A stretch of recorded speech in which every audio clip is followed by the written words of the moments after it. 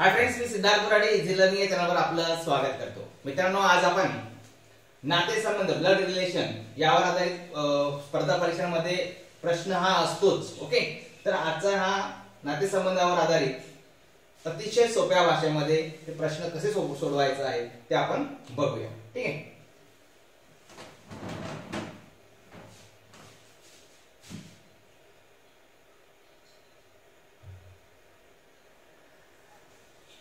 बघा मित्रांनो, नातेसंबंधावर आधारित जर आपल्याला प्रश्न सोडवायचे असेल तर काही ट्रिक्स आहेत, त्या आपल्याला सुरुवातीला फॉलो करणं खूप गरजेचं आहे. याचं जर 2-3 उदाहरण आपण जर सोडवलं तर सहज तुम्हाला ते पाठांतर होणार आहे.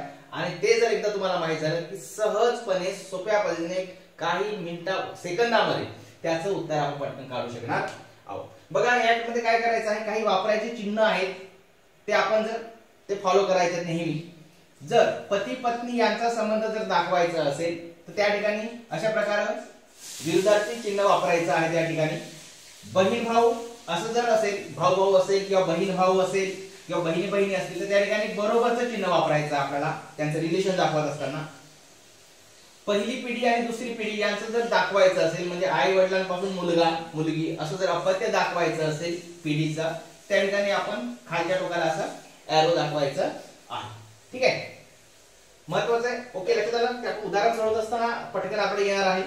त्याच्यानंतर नवरा आणि बायकोचं नातं जर दाखवायचं, बघा फॉर एक्झाम्पल आपण या ठिकाणी घेतलं आहे नवरा आणि बायकोचं नातं दाखवायचं आहे, पती पत्नीचं विरोधार्थी वापरा.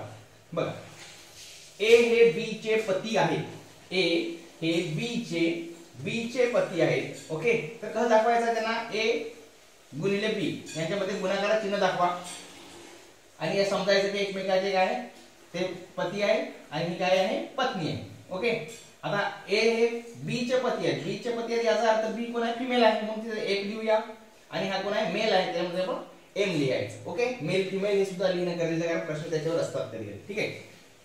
दुसरा आहे, ए ही बी ची पत्नी आहे, ए ही बी ची पत्नी आहे, ए ही बी ची पत्नी आहे.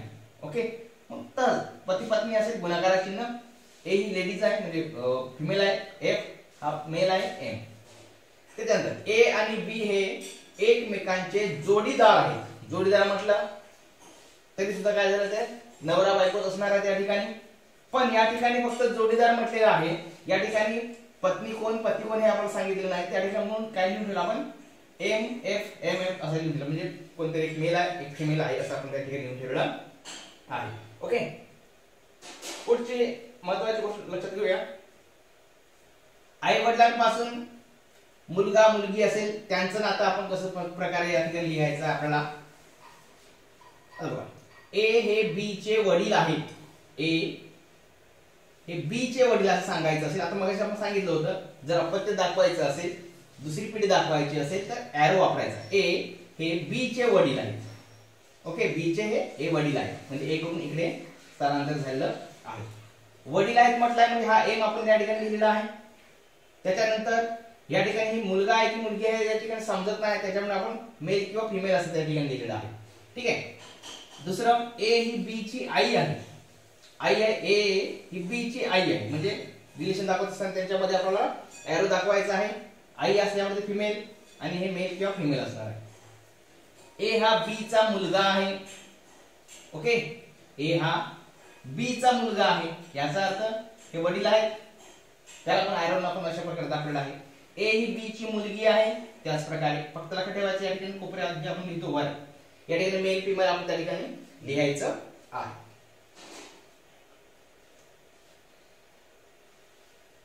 त्यानंतर बघूया भावंडांची नाते कसं दाखवायचं आहे. भावंड असतील ते बहीण भाऊ असतील, बरोबरचं चिन्ह वापरायला सांगितलेलं होतं. ए हा बी चा भाऊ आहे, अतिशय महत्वाचं आहे, व्हिडिओ स्किप करू नका, हे खूप महत्वाचं आहे. याचं जर आलं तर आपल्याला सर्व सहज सोपे कितीही लांब असू द्या सहज आपण सोडवू शकतो. ए हा बी चा भाऊ आहे. आता बहीण भाऊ असेल त्यांच्यामध्ये बरोबरचं चिन्ह वापरायला सांगितलेलं आहे. आता या ठिकाणी ए हा बी चा भाऊ आहे, बी चा भाऊ आहे म्हणजे इथं आपल्याला लगेच कळलं आहे की हा कोण आहे, मेल आहे आणि हे मेल किंवा फिमेल असेल. ठीक आहे. ए ही बी ची बहीण आहे, बहीण भाऊ असेल बरोबरचं चिन्ह. आता ए ही बहीण आहे असं म्हटलं म्हणजे फिमेल असणार आहे आणि हा मेल किंवा फिमेल असेल.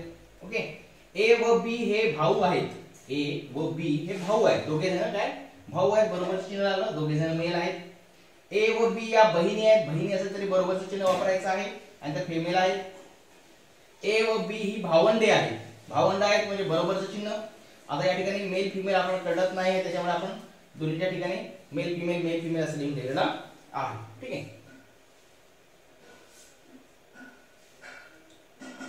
पुढचं एक बघूया महत्वाचं, मिक्स या ठिकाणी असतं थोडंसं बघा. या ठिकाणी एक्झाम्पल दिलेला आहे, ए व बी ही सी ची अपत्य आहे. ए व बी ही सी ची अपत्य आहे. याचा अर्थ काय होत आहे, हे दोघे जण बहीण भाऊ आहेत आणि याचं अपत्य दाखवताना सी चे अपत्य कोण, ए आणि बी. ओके, एरो दाखवला आपण. अपत्याला मेल फिमेल आहे आपल्याला कळत नाही, या ठिकाणी मेल फिमेल लिहून ठेवले आहे आणि हे अपत्य आहे. ओके, म्हणजे दोन मुलं, दोन एरो दाखवायची गरज नाही, एक एरो दाखवायचं, यांच्यामध्ये बरोबरचं चिन्ह दाखवायचं आहे. बहीण भाऊ आहेत किंवा भाऊ असतील काहीतरी. ठीक आहे. त्याच्यानंतर दुसरं बघा, डी हा ए व बी चा मुलगा आहे.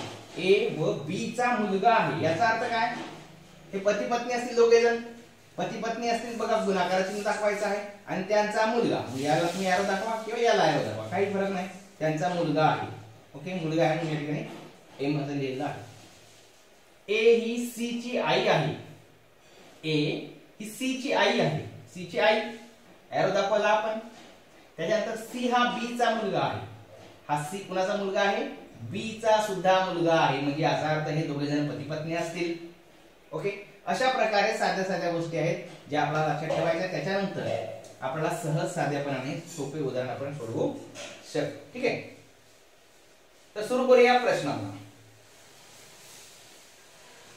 आता जे आपण बघितले माहिती आपल्याला, त्यानुसार आपण काय करायचं, डायग्राम करायचे आहे, लगेच आपण उत्तर देणार. बघा, के हा जे चा भाऊ आहे, एम ही के ची बहीण आहे, पी हा एन चा भाऊ आहे, जे हे एन चे वडील आहेत, एस हे एम चे वडील आहेत, तर पी चे काका कोण आहेत. ओके, बघा किती झालं रिलेशन. आपण आता जे आपण शिकलं ते फॉलो करायचं. बघा, के हा जे चा भाऊ आहे, म्हणजे दोघे जण भाऊ बहीण आहेत किंवा बहीण भाऊ असतील. भाऊ बहीण असं असेल तर काय सांगितलं, बरोबरचं चिन्ह वापरायला सांगितलं आपण त्या ठिकाणी. ओके, म्हणजे बघा, के हा जे चा भाऊ आहे, हा भाऊ आहे म्हटलं म्हणजे याचा अर्थ हे मेल आहे. ओके, त्याच्यानंतर एम ही के ची बहीण आहे. एम ही के ची बहीण आहे, के ची बहीण आहे म्हणजे पुन्हा बरोबरचं चिन्ह कोण, एम. इकडे लिहूया, बहीण आहे म्हणजे हे फिमेल आहे. ओके, पुढे पी हा एन चा भाऊ आहे. पी हा एन चा भाऊ आहे. या ठिकाणी पी एन दोन्ही नाही, त्याच्यामुळे त्याला स्किप करूया, पुढचं सेंटेन्स लिहूया. ठीक आहे, जे हे एन चे वडील आहेत. जे हे एन चे वडील आहेत. एन चे वडील, वडील असेल आई असेल तर एरो दाखवायला सांगितलं, कोणाचे वडील आहेत, जे एन चे वडील आहेत. याचा अर्थ हा जे कोण असणार आहे, मेल असणार आहे. ओके, त्याच्यानंतर बघा, आता त्याच्या अगोदरचा सेंटेन्स घेऊया. काय, पी हा एन चा भाऊ आहे. पी हा एन चा भाऊ आहे. भाऊ बहीण असेल तर बरोबरचं चिन्ह, भाऊ म्हटलं आहे म्हणजे एम. ठीक आहे. ओके, पुन्हा बघा, एस हे एम चे वडील आहेत. एस हे एम चे वडील आहेत, एम चे. ओके, वडील म्हटलं तर काय सांगितलं आपण, एरो. कोण, एस हे वडील आहेत. ओके, झालं डायग्राम आपल्याला. याचा अर्थ बघा काय, आपला प्रश्नाकडे जर आपण नाही जरी गेलं, कारण आपल्याला समजून घ्या एकच प्रश्न असणार आहे का, नाही, विविध प्रकारचे प्रश्न असणार. यावरून बघा काय समजून घेऊ शकतो, हे वडील आहेत आणि त्याला किती मुलं आहेत, ह्या व्यक्तीला एस ला किती मुलं आहेत, 1 2 3 मुलं आहेत. ओके, त्यापैकी एक मुलगी आहे आणि 2 कोण आहेत, मुले आहेत. ओके, त्याच्यानंतर काय दिसतं आपल्याला, जे ला एन नावाचा मुलगा आहे की मुलगी आहे, हे काही स्पष्ट सांगितलेलं नाही. ठीक आहे, त्याच्यानंतर हे दोन अपत्य आहेत, जे ला एन आणि पी. ओके, आता काय विचारायला बघूया, तर पी चे काका कोण, पी चे काका, काका म्हणजे काय, वडिलांचा भाऊ. आता पी चे वडील कोण आहे, जे चा भाऊ कोण आहे, के. ओके, जे चा भाऊ के, याचा अर्थ हा दोघांमध्ये काका. पी चा काका कोण आहे, के. ठीक आहे, कुठे आहे के ऑप्शन. बघा, असं अतिशय सोप्या पद्धतीने उत्तर निघणार आहे. हा जो प्रश्न आहे कितीही लांब असू द्या, सहज सोप्या पद्धतीने आपण काढणार आहोत. ठीक आहे, पुढचं बघूया, म्हणजे लगेच तुम्हाला समजेल. पाठांतराचा काहीच प्रश्न येणार नाही. 2-3 प्रश्न जर तुम्ही सराव केलं की ते डायग्राम आपण कशा पद्धतीने काढलेले आहेत, एरो वगैरे, ते आपल्याला सहज लक्षात येणार आहे. दुसरा प्रश्न बघूया. A B C D E F हे 6 व्यक्ती एका कुटुंबात आहेत. त्यामध्ये 2 लग्न झालेले जोडपे आहेत. डी ही ए ची आजी आणि बी ची आई आहे. सी ही बी ची पत्नी आणि एफ ची आई आहे. एफ ही ई ची नात आहे. तर सी चे ए शी नातं काय? बघा, वाचूनच थकून जाते माणूस. ओके, बघूया. जे सांगितलं आपण ते करूया. एका कुटुंबातले व्यक्ती आहेत. एक महत्वाचं 2 जण लग्न झाले आहेत. 2 जोडपे आहेत. ओके, आता सुरुवात करूया. डी ही ए ची आजी. डी ही ओके, डी ही ए ची आजी आणि बी ची आई आहे. कोण? डी ही बी ची आई आहे. ओके, डी ही बी ची कोणाची? बी ची आई आहे. ओके, आई म्हणजे सांगायचं आपण एरो दाखवतो. आई आहे म्हटलेलं आहे. बी ची आई आहे म्हणजे याचा अर्थ ही फिमेल आहे. ठीक आहे. त्याच्यानंतर बघा काय लिहिलं आहे. डी ही ए ची आजी आहे. आता आजी म्हणजे काय? आजी म्हणजे काय? आपल्या मुला आजी आणि नात कोणत्या ठिकाणी येणार आहे आपल्याला? आता ए ची आजी म्हणजे कोणाला असणार आहे? याचा पती असणार आहे ए. बरोबर, लक्षात तेव्हाच होणार बघा. ए ची आई कोण? बी आणि बी ची आई बी. म्हणजे याचा अर्थ काय? ए च्या आईची आई कोण झाली? आजी. ए ची आजी झाली डी. ओके, ठीक आहे. हा, पुढचं बघा. सी ही बी ची पत्नी आहे. सी ही बी ची पत्नी. पत्नी म्हटलं की आपण गुणाकार असं लावतो. कोण? सी. पत्नी आहे म्हणजे फिमेल आहे आणि म्हणजे याचा अर्थ बी हा कोण झाला आहे? मेल झाला. ठीक आहे. पुढचं. सी ही बी ची पत्नी आणि एफ ची आई आहे. सी ही एफ ची आई आहे. आता बघा याचा अर्थ काय होतो? बी चा मुलगा किंवा मुलगी जर अपत्य ए असेल, याचा अर्थ सी चं पण ए अपत्य असणार आहे या ठिकाणी. ओके, आता सी ची मुलगी सी ही बी ची पत्नी आणि एफ ची आई आहे. सी ही एफ ची आई आहे. याचा अर्थ हे पण मुलगा आहे म्हणजे 2 जण एफ आणि ए कोण असणार आहेत? भाऊ बहिणीचा संबंध त्या ठिकाणी असणार आहे. आलं लक्षात? ठीक आहे. ओके, एफ ची म्हटलेलं आहे या ठिकाणी. याचा अर्थ हे कोण असणार आहे? फिमेल असणार आहे. ठीक आहे, बघा. ओके, झालं. एफ ची मुलगी काय आणि बी ची मुलगी काय? याचा अर्थ हे 2 जण बहीण भाऊ आहेत आपण दाखवले. ठीक आहे. पुढचं. एफ ही ई ची नात आहे. एफ ही ई ची नात आहे. आता या ठिकाणी बघा नात कुणाची आहे? डी ची पण नात आहेत. ए आणि एफ हे डी चे नात आहेत. ओके, आणि एफ चं जरी नात जर असेल याचा अर्थ काय असणार आहे? तो आजोबा असणार आहे. होय की नाही? आजोबा ते असणार आहे. याचा अर्थ डी चा नवरा असणार आहे, पती असणार आहे ई. समजलं? ओके, तर सी चे ए शी नाते काय? सी चे ए शी नातं काय आहे? आता हे कोण आहे? वडील आहेत. वडिलांची पत्नी म्हणजे कोण झाली? त्याची आई झालेली ती आहे. कोण आहे? आई आहे. बघा, असं अतिशय सोप्या पद्धतीचं आहे. Okay, done. बघूया पुढचं.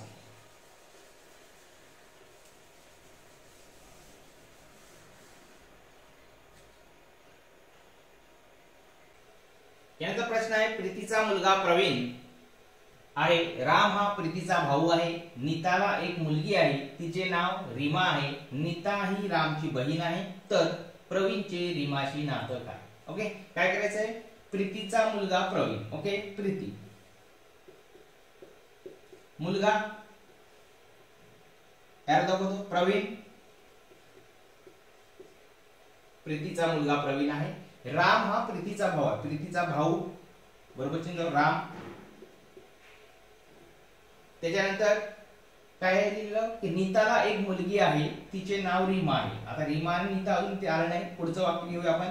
नीता ही रामची बहीण आहे. रामची बहीण आहे नीता. नीता ही रामची बहीण आहे. आता अगोदरचं वाक्य घेऊया की नीताला एक मुलगी आहे. नीताला एक मुलगी आहे. तिचं नाव आहे रीमा. ओके, तर प्रवीणचे रीमाशी नातं काय? प्रवीणचं रीमाशी नातं काय? आता बघा या ठिकाणी काय दिसतं आपल्याला? प्रीती, राम आणि नीता हे भाऊ बहीण आहेत. हा भाऊ आहे आणि दोन बहिणी. ओके. त्यानंतर काय दिसतं आपल्याला, प्रवीणची आई प्रीती आणि रीमाची आई नीता. आता काय विचारलं आपल्याला, प्रवीणचे ह्या रीमाशी नातं काय. ओके. आता बघा काय दिसतं आपल्याला, प्रवीणची आई प्रीती आणि ही नीता ह्या दोन कोणी आहे, बहिणी आहे. ओके. प्रीती आणि नीता बहीण, याचा अर्थ प्रवीणच्या आईची ही बहीण, आईची बहीण म्हणजे मावशी. तसंच आहे आईची बहीण कोण झाली, मावशी झाली. याचा अर्थ याच्यामध्ये कोणतं नातं आहे मग, मावस भाऊ. प्रवीण म्हणजे मावशीची मुलगी, हा मावशीचा भाऊ. ओके. मावशीचा काय मुलगा. ओके. मावशीचा मुलगा, इकडे मावशीची मुलगी म्हणजे मावस भाऊ. हा कोण झाला, तिचा मावस भाऊ आणि तिचं मावस बहीण आहे. ओके. तर आपला प्रवीणचं नातं विचारलं आहे, रीमाशीचं कोणतं नातं असणार आहे, मावस भाऊ असणार आहे. ओके. तर मित्रांनो, अशा प्रकारचे जे बुद्धिमत्ताचे प्रश्न असतील किंवा जे टॉपिक आहेत, गणिताचे सुद्धा टॉपिक असतील, जेवढ्या प्रकारचे, कारण विविध स्पर्धा परीक्षा आहेत कोणत्याही प्रकारचे, तर सर्व प्रकारचे मार्गदर्शन आपल्या इझी लर्निंग या चॅनलवर उपलब्ध असणार आहे, अतिशय इझी भाषेमध्ये. त्याच्यामुळे चॅनलवर जर नवीन असाल सबस्क्राईब करा आणि खास करून महत्त्वाचं सांगतो, खास करून नोटिफिकेशन बेल आहे ती दाबायला विसरू नका. कारण नोटिफिकेशन जर येत नसेल तुम्हाला व्यवस्थित, तर सबस्क्राईब करून सुद्धा तुम्हाला माझा व्हिडिओ वेळेवर उपलब्ध होणार नाही, वेळेवर. ओके. त्याच्यामुळे नोटिफिकेशन बेलला प्रेस करायला विसरू नका, जेणेकरून व्हिडिओ पाहिजे त्या वेळेत तुम्हाला सहज उपलब्ध होईल. ठीक आहे. हा, त्यानंतर बघा दुसरा टाईप आहे या ठिकाणी. ओके. ह्या प्रकारचे प्रश्न जे आहेत एमपीएससी ला बहुतेक ठिकाणी असतातच. ओके. 100% सांगतो, प्रत्येक परीक्षेमध्ये असतो म्हणजे असतोच हा टाईपचा प्रश्न. ठीक आहे. तुम्ही कितीही मागच्या प्रश्नपत्रिकामध्ये बघितलं. बघा काय करायचं या ठिकाणी सांगितलेलं आहे. प्रश्न वाचायलाच वेळ जातो, तसंच जर आपण यांचा सराव झाला तर वाचण्याची काही गरज नाही, डायरेक्ट आपण सुरुवात करू.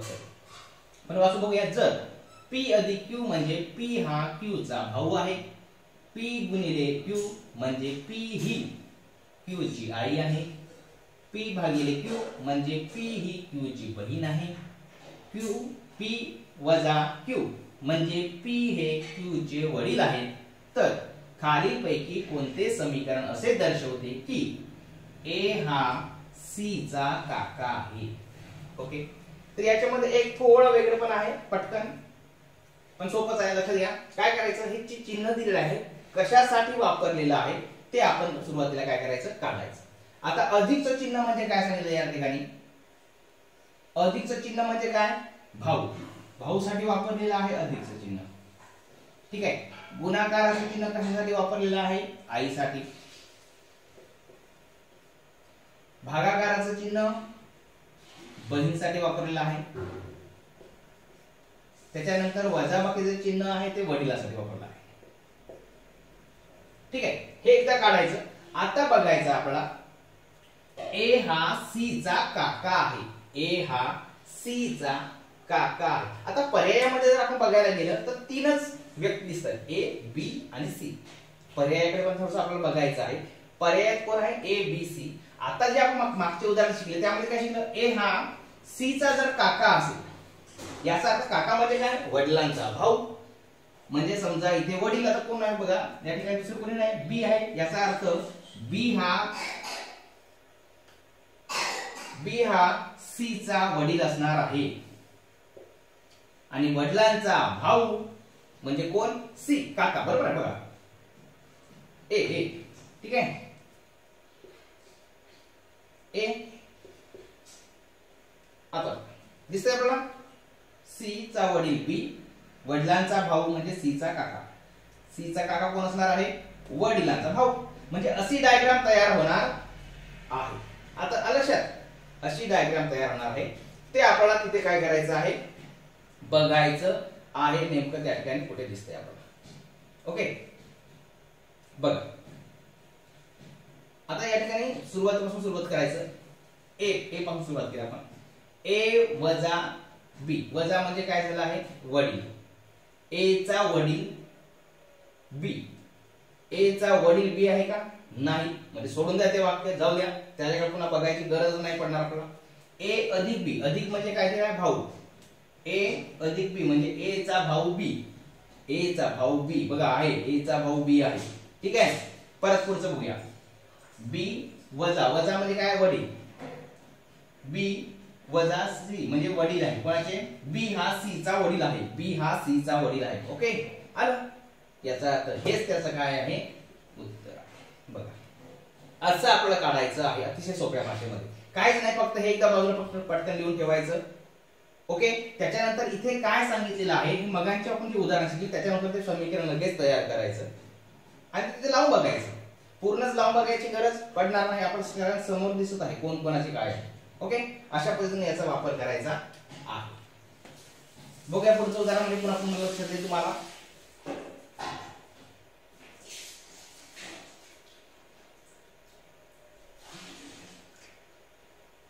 मित्रांनो, या उदाहरणाबद्दल काही जर वाटत असेल तर कमेंट बॉक्स मध्ये नक्कीच कळवा. ठीक आहे, बघूया पुढचा प्रश्न. बघा जर पी, आता काय करू बघा, हे वाचत बसणार नाही आपण, हे काय म्हटलं आहे ते आपण पटकन लिहूया या ठिकाणी. ठीक आहे, अधिकच्या चिन्हासाठी काय लिहिलं आहे? बहीण लिहिलं आहे. अधिकचं चिन्ह म्हणजे बहीण. हॅश दिलाय यासाठी पती. त्याच्यानंतर डॉलर आहे, डॉलर म्हणजे काय आहे? मुलगी. त्याच्यानंतर टक्के दिला आहे, पर्सेंटेज, पर्सेंटेज म्हणजे काय आहे? आई. त्याच्यानंतर @ आहे, त्याला भाऊ. ठीक आहे, पटकन लिहायचं आहे.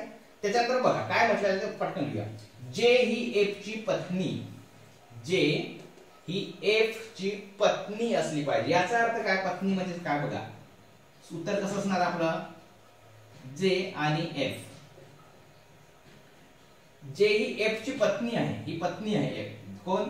जे म्हणजे फिमेल आहे आणि मेल. जे ही एफ ची पत्नी. ओके, असं आपल्याला कुठेतरी दिसलं पाहिजे. आता ते कुठे आहे तर ते संबंध आपल्याला प्रत्येक थोडंसं सोडवून बघावं लागेल, त्याच्यानंतर आपल्याला ते कळणार आहे. ठीक आहे, बघूया एक उदाहरण आपण सुरुवातीला बघूया. ठीक, आता बघा काय आहे? एफ. @ म्हणजे काय? तिला कुठे बघूया? भाऊ म्हणजे एफ. आपण ही डायग्राम आहेत ना, आपण त्या पद्धतीने पटकन लिहून टाकूया. एफ @ म्हणजे भाऊ म्हणजे बरोबरचं चिन्ह, त्याच्यानंतर आर, त्याच्यानंतर अधिकचं चिन्ह म्हणजे काय आहे? बहीण. ओके, अधिक चिन्ह म्हणजे बहीण म्हणजे पुन्हा बरोबरचं चिन्ह येणार आहे त्या ठिकाणी. ठीक आहे, त्याच्यानंतर के, त्याच्यानंतर अधिकचं चिन्ह म्हणजे पुन्हा बहीण असणार आहे. ठीक आहे, आपण या ठिकाणी लिहून घेऊया. बरोबरचं चिन्ह म्हणजे काय केलं आपण? एफ. बरोबर @ म्हणजे भाऊ आहे, म्हणजे हा मेल असणार आहे या ठिकाणी, भाऊ म्हणजे. ठीक आहे, त्याच्यानंतर बरोबरचं चिन्ह आहे, बहीण होतं म्हणजे ही फिमेल आहे. त्याच्यानंतर ही सुद्धा बहीण आहे म्हटलं म्हणजे ही सुद्धा फिमेल आहे. आता बघा एफ फक्त इथे यापैकी एफ आलेला आहे. ओके, जे अजून आलेलं नाही. जोपर्यंत जे येत नाही तोपर्यंत आपण थोडंसं लिहून बघायचं, त्याच्यानंतर आपण बंदच करायचं. जे येत नाही तर काही नाही. ठीक आहे, के झालं. के च्या पुढे अधिक चिन्ह आहे. के कुणाची बहीण आहे? पी ची. ठीक आहे, त्याच्यानंतर टक्के आहे, आई. पी ही आई आहे कुणाची? आई म्हणजे असं जे ची, जे ची आई आहे. आता बघा आपल्याला सांगितलेलं आहे की जे आणि एफ हे पती पत्नी आहेत. आता ह्या उदाहरणात कुठे पती पत्नी दिसते का? हे एफ आर के पी हे बहीण भाऊ आहेत. ओके, आणि हा पी चा मुलगा असेल. आलं लक्षात? मग हे कोण आहेत? आत्या आहेत. आणि हे एफ कोण झाला आहे या ठिकाणी? वडिलांचा भाऊ झालाय म्हणजे काका झालेला आहे या ठिकाणी. ओके, पत्नी झाली आहे का? नाही. ओके, दुसरं उदाहरण घेऊया. दुसरं बघा आपण त्याच पद्धतीने लिहायचं जे, त्याच्यानंतर टक्के म्हणजे आई आहे. जे आई आहे पी ची, जे आई आहे म्हणजे फिमेल आहे ही पी ची, असा याचा अर्थ होतो. त्याच्यानंतर अधिक म्हणजे काय झालं? बहीण आहे. पी बहीण आहे के ची, पी बहीण आहे म्हणजे फिमेल आहे, के ची बहीण आहे. ठीक आहे, त्याच्यानंतर के च्या पुढे @ आहे, भाऊ आहे, के हा भाऊ आहे, बरोबरचं चिन्ह परत येणार. कुणाचा भाऊ आहे? आर चा भाऊ आहे, म्हणजे हा मेल असणार आहे. आर च्या पुढे दिलाय डॉलर, डॉलर म्हणजे मुलगी, आर ची मुलगी या ठिकाणी आपल्याला दिलं आहे. आर ची मुलगी कोण आहे?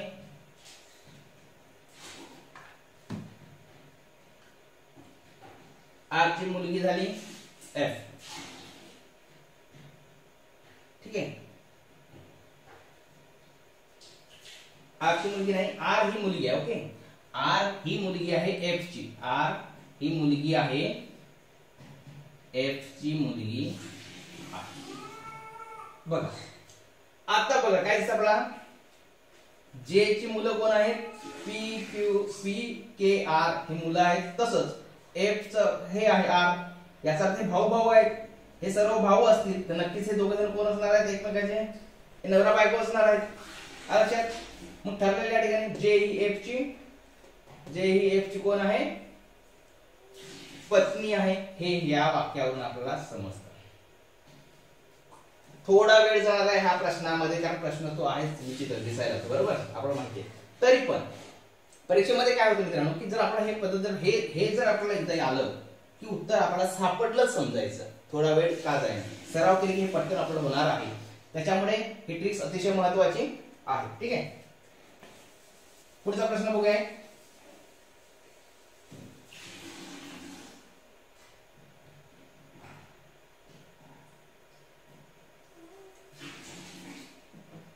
बघा सेम त्याच पद्धतीने आपण पटकन ते लिहून घेऊया.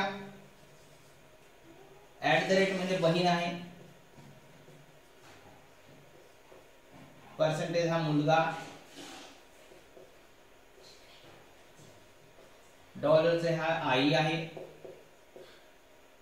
त्याच्यानंतर हॅश म्हणजे पिता म्हणजे वडील.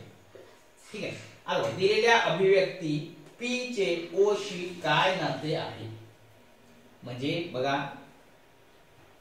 ही अभिव्यक्ती आपल्याला सोडवायचं आहे, याच्यावरून ठरवायचं आहे की पी चे ओ शी नातं काय आहे.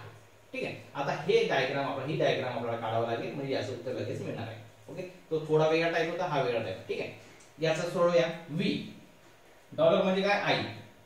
वी आई आहे कोणाची? ओ ची. वी आई आहे म्हणजे फिमेल कोणाची? ओ ची आई आहे. ठीक आहे, त्याच्यानंतर पुढे बघूया. हा त्यानंतर हॅश आहे पिता. ओ हा पिता आहे म्हणजे वडील आहे कुणाचा? वाय चा वडील आहे. हा वाय चा वडील आहे.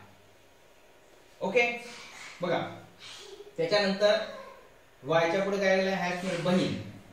वाय ही बहीण आहे, बहीण भाऊ असलं बरोबर, बहीण आहे कुणाची? झेड ची बहीण आहे म्हणजे हे फिमेल आहे. त्याच्यानंतर पर्सेंटेज मुलगा.